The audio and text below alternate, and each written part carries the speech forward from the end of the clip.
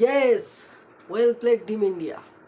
তো একদিন পরেই ভিডিওটা দিতে হচ্ছে, কারণ গলার ভয়েস দেখেই বুঝতে পেরেছো যে প্রচণ্ড শরীর খারাপ ছিল, দিতে পারিনি। আজকেও দেওয়ার কথা নয়, গলায় পুরো রাত ধরে গেছে, তাও দিতে হচ্ছে। কারণ আমাদের যে একটা অ্যাচিভমেন্ট, যে অ্যাচিভ করেছে, যেটা একটা শিরোপা জয়, আবার একটা খেতাব আমরা লিখেছি, তো সেইটাই। সালটা ছিল 2023। 2023 থেকেই আসি, কারণ প্রথমে পরাজয় থেকেই জয়ের কথাটা তুলে ধরি আর কি। 2023 সালে প্রত্যেকটা ম্যাচ জিতে খুব, এবং সুন্দরভাবে জিতে, খুব টানাটানি করে নয়, সুন্দরভাবে জিতেই ফাইনালে হারতে হয়েছিল আমাদের অস্ট্রেলিয়ার বিরুদ্ধে। তো সেটা খুব হার্ট ব্রেকিং ছিল।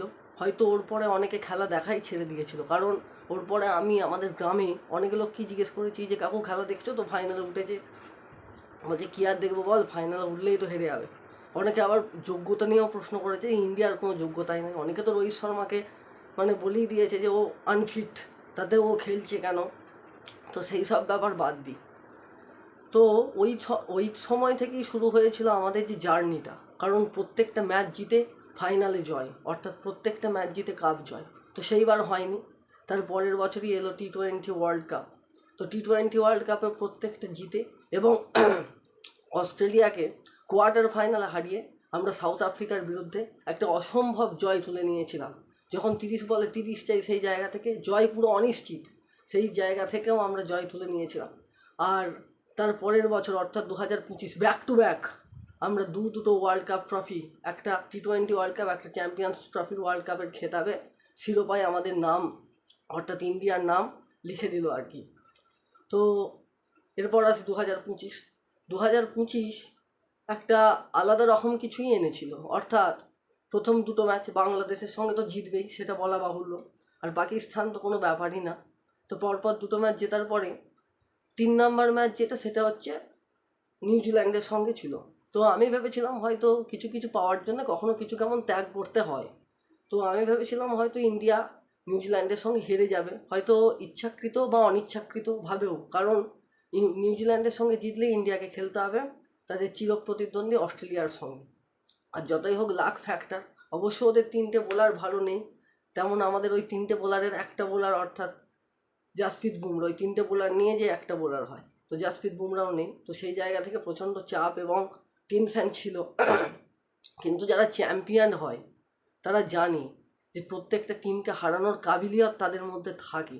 তো যারা চ্যাম্পিয়ন টিম হয় বা চ্যাম্পিয়ন দল হয়, তারা কখনো ভাবে না যে আমরা যদি ওর সঙ্গে হারি তাহলে এর সঙ্গে খেলতে পারবো। তারা এটাই ভাবে যে আমরা প্রত্যেকটা ম্যাচ জিতবো, প্রত্যেকটা ম্যাচ জিতেই ফাইনালে উঠবো, এবং ফাইনালে ফাইনালিস্ট হয়ে কাপ তুলবো, দেশের জন্য কিছু করব। তো সেই রকমই হলো, নিউজিল্যান্ডকে অসামান্যভাবে হারালো, মানে অসম্ভব হারো। কারণ 250 রান করেছে, যদিও পিচটা প্রচুর স্লো। তো আমি ভেবেছিলাম হয়তো জিতে যাবে, কিন্তু না, খুব সুন্দরভাবেই 44 রানের জয় তুলে নিয়েছে ইন্ডিয়া। তারপরে সময় এলো সেমিফাইনাল। সেমিফাইনাল মূলত ফাইনাল হয়েছে অস্ট্রেলিয়ার সঙ্গে, সরি আমি ভুলে গেছিলাম, কারণ অনেক দিন হয়েছে। তো ভোলার কথা নয়, এগুলো সারা জীবনই মনের মণিকোঠায় থেকে যাবে।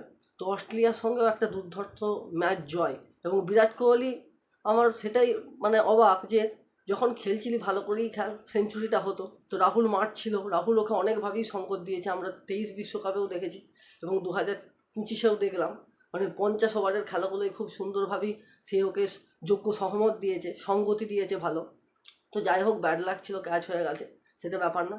তো সেখানেও খুব সুন্দরভাবেই ইন্ডিয়া জয়লাভ করলো। শুধুমাত্র একটাই খারাপ জিনিস, যে ফুল টস বলে আউট হওয়ার কারণে বা অনিচ্ছা বা যে কোনো কারণেই হোক, স্টিভ স্মিথ অবসর ঘোষণা করলো 50 ওভারের খেলা থেকে। তো যাই হোক, কী আর করা যাবে। তারপরে সময় এলো সেই দিনের, অর্থাৎ রবিবার 9 মার্চ, চ্যাম্পিয়ন্স ট্রফি ফাইনালের। তো চ্যাম্পিয়ন্স ট্রফি ফাইনাল একদম প্রথম থেকেই দেখতে বসেছি, প্রথম ওভারের প্রথম বল থেকে। প্রথমে মনে হচ্ছিল যে খুব ভালোভাবেই শুরু করেছে, স্বামী পরপর 5টা বল ডট, তারপরে একটা উইলিয়াম 4 মারলো। এরপরে স্বামী একটা কটন বোল্ট মিস করলো, অর্থাৎ আগের দিনেও মিস করেছে অস্ট্রেলিয়ার সঙ্গে খেলায়, ঠিক এতেও মিস করলো। তো কটন বোল্ট স্বামী মিস করলো। তারপরে আর একটা ক্যাচ ওর আছেন রবীন্দ্র, যে একবার টিকে গেলে 100 আগে সে আউট হয় না, এবং যে এবছর গোল্ডেন ব্যাট পেয়েছে। তো সে, তো কী করা যায়, পরপর 2টো উইকেট মিস, ক্যাচ মিস। তখন আমার মনে হয়েছিল যাই হোক রাচিন 100 করছে, আর ইন্ডিয়া হয়তো এই ম্যাচটা থেকে কিছুটা হলেও বাইরে বেরিয়ে গেছে, কারণ প্রথম পাওয়ার প্লেতেই একটা ভালো রান উঠে গেছে। কিন্তু তাদের মনে ছিল অন্যরকম অনেক কিছু, কারণ চক্রবর্তী, অনেকে বলেছিল KKR কোটা, অর্থাৎ আমি অ্যাজ এ KKR ফ্যান, খুব ভালো, প্রথম থেকে আমি KKR-এর ফ্যান। KKR 3 নম্বর শিরোপা জিতেছে, এই বছরও যাতে জিতুক সেই প্রেই করি ঠাকুরের কাছে, সেই প্রার্থনাই করি। তো অনেকে বলেছিল KKR কোটা, গাম্ভীর এসেছে বলে বরুণ চক্রবর্তী চান্স পেয়েছে। কিন্তু বরুণ চক্রবর্তী এমনই একটা মানুষ যার গুগলি, যার বল, যার ক্যারাম বল সব কিছু প্রমাণ করে দেয় যে সে একটা পারফেক্ট বোলার। ঠিক সেরকমই হলো, প্রথমেই উইলিয়ামকে LBW করে প্যাভিলিয়নের পথ দেখালো। তো তারপরে রাচিন রবীন্দ্র, সে তো এখনও টিকে আছে, তাহলে কী হবে? কুলদীপ যাদবকে আনা হলো। কুলদীপ যাদবের প্রথম গুগলিতেই রাচিন রবীন্দ্র কুপকাত, এবং তারপরই বলতে গেলে পরপরই খুব সুন্দর একটা কটেন বোল্ড, এবং প্যাভিলিয়নে গেল কেন উইলিয়ামসন। তো এইভাবে আস্তে আস্তে দলটাকে, মানে অর্থাৎ ম্যাচটাকে নিজেদের আয়ত্তে আনার চেষ্টা করলো টিম ইন্ডিয়া। কিন্তু সেইখানে ওয়ান ম্যান আর্মির মতো টিকে রইল ড্যারেল মিচেল, অর্থাৎ একাধারে একা থেকে ঠিকিয়ে রান নিয়ে স্ট্রাইক রোটেট করে 50 রান করলো। তো পরবর্তীকালে লাথমও সেম অবস্থা, একটা স্কুপ মারতে যে LBW হলো এবং স্বীকার করলো রবীন্দ্র জাদেজা। তো তারপরে ব্র্যাক্সওয়েল, তিনি একটা দুর্ধর্ষ পারি খেললেন 50 রানে, এবং তাদের সমস্ত প্রচেষ্টায় স্কোর গিয়ে দাঁড়ালো 252। তো টার্গেট 252, স্কোর দাঁড়িয়েছিল 251-তে। তো এরপরে ইন্ডিয়া খেলতে নামলো। তো প্রথম থেকে রোহিত নিজের আন্দাজেই খেলতে শুরু করলো, আর ধীমা খেলতে শুরু করলো শুভমন গিল, কারণ একদিকে মারছে, একদিকে দাঁড়িয়ে রেখেছে, খুব সুন্দর খেলা। তো রোহিতের একটা জিনিস দেখলাম যে অনেকে বলছিল, যারা কমেন্ট্রি করছিল তারা বলছিল যে রোহিত কখনো ফাইনালে 50 করেনি, আর বিরাট কখনো ফাইনালে 100 করেনি। হয়তো রোহিত সেটাকে একটু জোরভাবেই নিয়েছিল যে এবছর 50 কেন, 100 করবোই এই ফাইনালে। তো রোহিত খুব ভালো খেলছিল, এবং শুধু ভালোই খেলছিল না, প্রথমে তো ভালোই খেলছিল, এবং তারপর আমি দেখলাম 5-6 বার পর যখন 2-1টা পুল মারতে যে মিস হলো, তখন নিজে একদম ডিফেন্সিভ মোডে চলে গেল, এবং সুন্দরভাবে খেলতে খেলতে একটা 76 রানের ইনিংস খেললো, এবং খুব সুন্দর। এবং রাচিন রবীন্দ্রের একটা বলে স্টেপ আউট করে মারতে গিয়ে স্ট্যাম্প আউট হলো। তো ঠিক আছে, এরপরে ব্যাপারটা হচ্ছে গ্লেন ফিলিপস, ভাই অসামান্য, ভাই তুই কি করে এরকম করতে পারিস? মানে একবার পাকিস্তানের বিরুদ্ধে, ইন্ডিয়ার বিরুদ্ধে দুবার, মানে আনবিলিভেবল ক্যাচ, যে ক্যাচগুলো মনে হয় অস্ট্রেলিয়াও এরকম কোনোদিন ধরেনি, হয়তো আগে ধরেছে আমি খেলা দেখিনি, তবে এরকম মডার্ন জেনারেশন, মডার্ন ক্রিকেটে এরকম অবিশ্বাস্য ক্যাচ মানে এর আগে আমি কোনোদিন দেখিনি। তো যাই হোক, সেখান থেকেই সূত্রপাত হলো উইকেট পতনের। তো 107, মেবি নয়, একদম 107-এ 3টে উইকেট, টালমাটাল অবস্থা ভারতের। আসলে টিমটা নিউজিল্যান্ড, তারা যে কোনো সময়ে ম্যাচ ঘুরিয়ে দেওয়ার ক্ষমতা রাখে, তাদের মধ্যে কাবিলিয়ত আছে। তো সেই রকম অবস্থায় হাল ধরলো শ্রেয়াস আয়ার। হ্যাঁ, তবে এখান থেকে বোঝা যায় যে শ্রেয়াস আয়ার যদি 2023 বিশ্বকাপে ওইভাবে না আউট হয়ে যেত পরপর, তাহলে 2023 বিশ্বকাপও আমরা জিততাম, এবং যদি হার্দিক পান্ডিয়া থাকতো তাহলে অবভিয়াসলি 2023 বিশ্বকাপ আমরা পেতাম। তো যাই হোক, পুরনো কথা পুরনো জায়গায় থাকাই ভালো।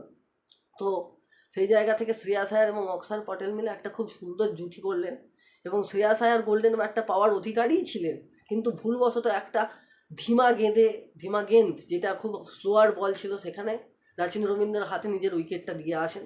তো যাই হোক, খুব ভালো খেলেছে দলের জন্য, বিশেষ করে টিমের জন্য খেলেছে। তারপরেও তো ওইটা আমি বলবো উইকেট অ্যাকচুয়ালি ছেড়ে দিয়েই এসেছে। তো তারপরে অক্ষর প্যাটেল নিজে খুব সুন্দরভাবে 6-4 মারার পরে একটা স্লোয়ার বলে লং অফে ক্যাচ তুলে দিলেন, তো ক্যাচ হলো। তো রাহুল, এরপর আসি রাহুলকে নিয়ে, কারণ রাহুল কনসিস্টেন্সলি যে পারফরমেন্স দিয়ে গেছে, মানে প্রতিদিন বা প্রতিনিয়ত, এবং শুধু এখানেই নয়, 2023-এও, তো স্যালুট, গ্র্যান্ড স্যালুট। তো সেইটার কোনো নড়চড় হয়নি, সে আবার একটা গুড পারফরমেন্স করলো টিম ইন্ডিয়ার জন্য, এবং শেষকালে জাদেজার একটা চারে টিম ইন্ডিয়া জয়লাভ করলো। তো খুবই ভালো লেগেছে। একদিন পরেই ভিডিওটা এলো, কারণ শরীরের অবস্থা খারাপ, আমি প্রথমেই বলেছি। তো আরও অনেক ভিডিও আসবে, ব্লগ আসবে। তো এটাই বলার ছিল। আসলে এরকম ব্লগ সচরাচর আমি আমার এই চ্যানেলে দিই না, একটাই আছে, সেটা হচ্ছে T20 ওয়ার্ল্ড কাপে, কারণ খেলা খুব ভালো দেখি আর ভালো লাগে খেলা, আর সব খেলাতেই প্রায় আমি থাকি, অ্যাভেলেবেল থাকি, টেস্ট হোক বা ওয়ান ডে হোক, T20 হোক, সবেতেই থাকি, এবং প্রথম থেকেই থাকি, টেস্টেও টিভি ছাড়া উঠি না। তো যাই হোক, এটা খুব ভালো অ্যাচিভমেন্ট, পরপর 2 বছর কাপ এলো। এরপরে টিম ইন্ডিয়া, এবারে টিম ইন্ডিয়া এবার ইন্ডিয়ায় আসবে, কারণ দুবাইয়ে আছে, তখন আরও গ্র্যান্ড সেলিব্রেশন হবে, হইচই হবে, আবার সেই T20 ওয়ার্ল্ড কাপের ভাইবটা আবার ফিরে আসবে। তো ঠিক আছে, ভিডিওটা আর বেশি বাড়াচ্ছি না, অলরেডি 10 মিনিটের হয়ে গেছে। আমার ছোট্ট অভিজ্ঞতা থেকে আমি যেটুকু বুঝেছি সেটুকুই তোমাদের সঙ্গে শেয়ার করলাম। যদি ভুল ত্রুটি হয়ে থাকে ক্ষমা মার্জনীয়। আর এরকম আরও ব্লগ আসতে থাকবে। তাহলে ভিডিওটি ভালো লাগলে লাইক, শেয়ার, কমেন্ট এবং সাবস্ক্রাইব করে দেবে। আর দেখা হবে আবার নেক্সট ব্লগে। ততক্ষণে বাই বাই।